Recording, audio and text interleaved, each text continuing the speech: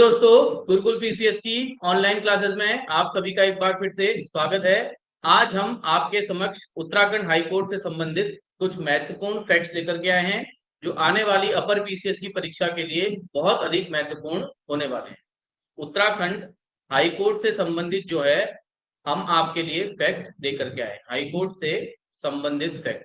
और ये जो फैक्ट आपके हैं, ये फैक्ट आपके जो नई परीक्षा वाणी है उससे लिए गए और कुछ सोर्स हमने इधर उधर से इकट्ठे किए हैं, तो वहां से ये फैक्ट वगैरह लिए गए हैं, तो ये आने वाली परीक्षा में आपके लिए महत्वपूर्ण हो सकते हैं। चलिए वीडियो की शुरुआत करते हैं। और आपको वीडियो कैसी लगी कमेंट बॉक्स में कमेंट करके जरूर बताइएगा। नहीं तो अगर आपको वीडियो पसंद आएगी तो हम जो नेक्स्ट टाइम पर जो है कुछ ऐसा प्रयास आपके लिए और भी करते नजर आएंगे। चलिए पहले कुछ बेसिक सी बातें करते हैं।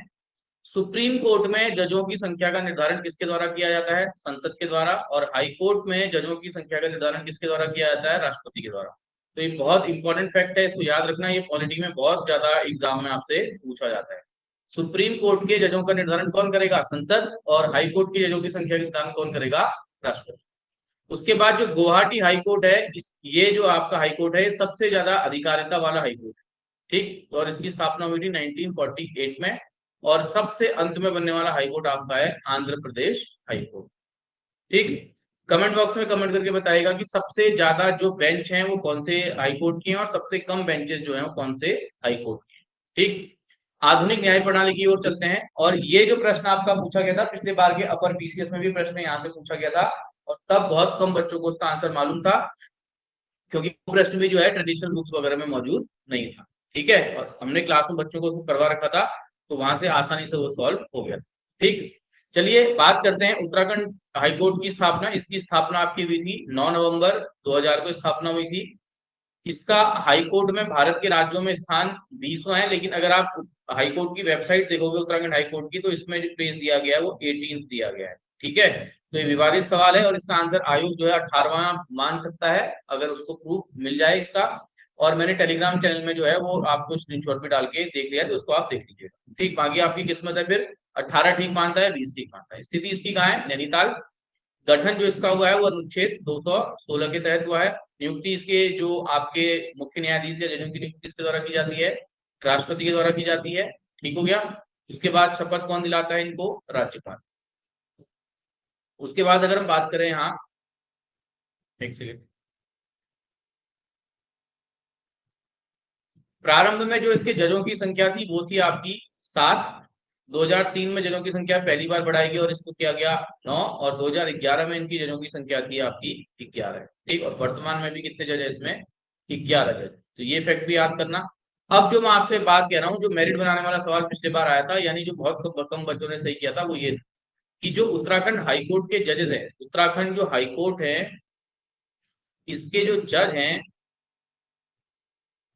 जजों के नाम, इनके नाम आप एक बार ऊपर ऊपर एग्जाम के लिए देख लीजिएगा, क्योंकि यहीं से प्रश्न आया था। वो प्रश्न यह आया था कि निम्नलिखित में से कौन सा व्यक्ति उत्तराखंड हाईकोर्ट का जज नहीं रहा हुआ है। तो लिस्ट जो जरा ध्यान से देखिएगा, 2-3 बार जो है आप अगर इसको देखेंगे तो आपको आसानी से याद होगा। ठीक, ऊपर ऊपर देखोगे तो वहां पर ऑप्शन आपको याद हो जाएंगे। ठीक है, उसके बाद चलिए शुरुआत करते हैं। पहला आपका है ए देसाई, दूसरे आपके हैं एस कपाडिया, तीसरे आपके हैं विकास सिरपुरकर, उसके बाद है सी जोसेफ, उसके बाद है राजीव गुप्ता, फिर है विनोद गुप्ता, जगदीश सिंह खेहर, बारिन घोष, उसके बाद है के एम जोसेफ, उसके बाद है Ramesh Ranganathan.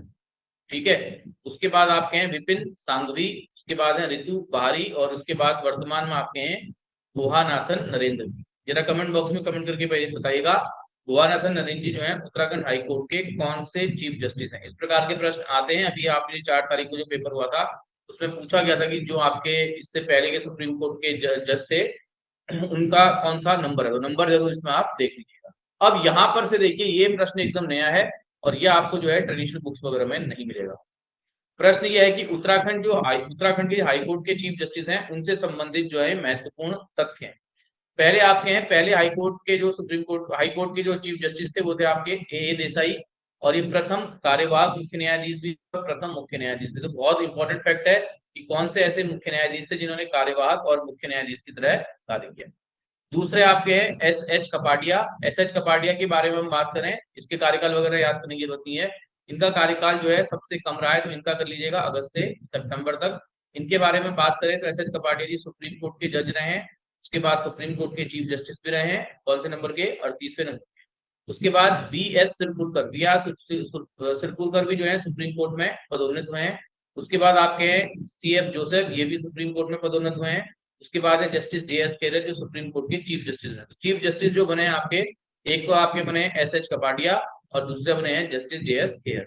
Justice J S care ने एक पूरा का पूरा संविधान संशोधन उड़ा दिया था, उसको असंवैधानिक घोषित कर दिया था, जिसमें एनजेक की नियुक्ति सरकार द्वारा की गई थी। अभी भी सरकार प्रयासरत है कि सुप्रीम कोर्ट में जो है जजों की नियुक्ति का जो कोलेजियम सिस्टम है उसको कुछ उसमें कुछ बदलाव किया जाए, और उसमें चेंज होना भी चाहिए, थोड़ा बहुत चेंज उसमें होना चाहिए। तो अभी देखते हैं कि सुप्रीम कोर्ट का रुख उस पर क्या रहता है। ठीक है, तो यहाँ से आपसे प्रश्न आपसे बन सकता है कि ये जो सुप्रीम कोर्ट से यहाँ से कौन जज पहुंचे हैं, ये जरूर आप इसको याद कर लीजिए। ठीक है, यहाँ से आपका अब संभावना है प्रश्न बनने की, मैं ऊपर वाले से प्रश्न आपका बन सकता है, उधर रिपीट हो जाए, लेकिन यहाँ से आपका प्रश्न बन सकता है। उसके बाद के एम जोसेफ जो आपके हुए थे, वो आपके हुए थे सुप्रीम कोर्ट में पदोन्नत, और इनके टाइम में उत्तराखंड में लगा था राष्ट्रपति शासन, तो इसको जरूर याद कर लीजिएगा। ऋतु बारी जो आपकी हैं वो प्रथम मुख्य न्यायाधीश थी उत्तराखंड। पीसी पंत यानी प्रफुल्ल चंद्र पंत जो है उत्तराखंड कोटे से सुप्रीम कोर्ट में बने पहले जज हैं, ये प्रश्न आपके पूछा गया है किसी पेपर में यूकेपीएससी। उसके बाद सुधांशु धुलिया जो है उत्तराखंड कोटे से सुप्रीम कोर्ट में दूसरे जज बने, यानी उत्तराखंड कोटे से सुप्रीम कोर्ट में पहला जज जो बनने वाले थे वो कौन थे, पीसी पंत थे, प्रफुल्ल चंद्र पंत थे, और दूसरे थे सुधांशु धुलिया। तो सारे के सारे फैक्ट आप इसको याद रखिएगा और इसको नोट्स में ऐड कर लेंगे। उसके बाद अन्य जो महत्वपूर्ण तथ्य हैं, देखिए महिलाओं से संबंधित पहला जो आपका है वो है पारिवारिक न्यायालय। पारिवारिक न्यायालय में क्या है, महिलाओं से संबंधित कानूनी सुधारों की प्रवृत्ति के तहत 1984 में जो है पारिवारिक अधिनियम पारित किया गया। 1984 से पहले सभी पारिवारिक मामलों को साधारण सिविल कोर्ट के न्यायाधीशों द्वारा देखा जाता था। पारिवारिक न्यायालय याद कर लीजिएगा कब बने, 1984। उसके बाद अगर हम बात करें उत्तराखंड अधीनस्थ सिविल न्यायालय स्थापना अधिनियम, यह आपका पास हुआ था 2007 में, जो उत्तराखंड के अधीनस्थ न्यायालयों के प्रशासनिक और दिन प्रतिदिन के आंतरिक कामकाजों को नियंत्रित करते हैं। आ सकता है उत्तराखंड के जो अधीनस्थ न्यायालय हैं उनके कामकाजों को जो नियंत्रित अधिनियम करता है वो कौन सा करता है, उत्तराखंड अधीनस्थ सिविल न्यायालय स्थापना नियम। उसके बाद ई कोर्ट सेवा जो आई थी वो आई थी आपकी 2005 में आई थी, इसको भी याद रखिएगा। ठीक, बाद है उत्तराखंड राज्य विधिक सेवा प्राधिकरण, ये इंपॉर्टेंट सवाल है, इसकी स्थापना हुई थी 2002 में हुई थी, कब, 20 मार्च। उसके बाद ये इकोनॉमिक सर्वे से उठा रखा है हमने कि उत्तराखंड राज्य में उपभोक्ता विवाद प्रतिषेध आयोग, अभी ये वाला चैप्टर आएगा उसमें, तो ये आपका बना है 2002 में, इसको भी ध्यान रखिएगा। उसके बाद है उत्तराखंड राज्य लोक सेवा अधिकरण ट्राइब्यूनल, लोक सेवा ट्राइब्यूनल बना है 2001 में, बना है 28 मार्च, और इसकी स्थायी पीठ शिफ्ट की गई थी नैनीताल में, कब, 2004। उसके बाद मोबाइल कोर्ट जो बना है आपका 2021 में बना है, मोबाइल कोर्ट को शुरू करने वाला उत्तराखंड जो है पहला राज्य। उसके बाद उत्तराखंड बार काउंसिल बनी आपकी 2004 में, और अधिवक्ता अधिनियम 1961 के तहत इसका गठन किया गया। ठीक है, तो एक छोटा सा वीडियो था, हमें लगा कि आपके आने वाले एग्जाम के लिए जो है ये महत्वपूर्ण रहने वाला है, तो हमने जो है इस वीडियो को जो है आपके लिए बना दिया। और इकोनॉमिक सर्वे का जो आपका नेक्स्ट वीडियो आएगा वो कल अपलोड हो जाएगा। ठीक है, और आप लोगों की तैयारी जो है एग्जाम की अच्छी चल रही होगी, खूब सारा इस समय रिवीजन कीजिए, सी सेट पर फोकस कीजिए, नया इस समय आपको कुछ नहीं पढ़ना है। ठीक है, पुराना जो आपको करा रखा है उसको आप रिवाइज करते रहिए। वीडियो अच्छी लगी लाइक शेयर सब्सक्राइब कीजिए।